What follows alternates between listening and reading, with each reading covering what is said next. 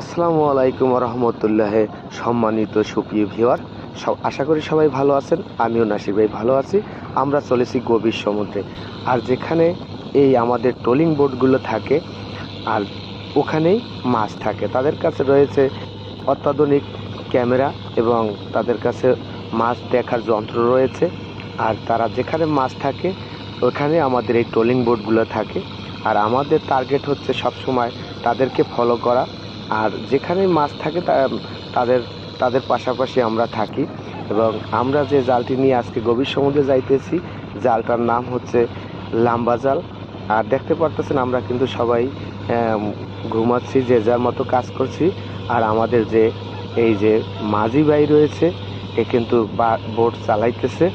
আর যেখানেই মাছ পাবে সেখানেই আমাদের বোট ল্যান্ড করবে এবং আমরা জাল মারার জন্য প্রস্তুতি নেব। এই জালটা মূলত রাত্রে মারা হয়, এই জন্য সারাদিন আমাদের চালাবার তালেই থাকা লাগে।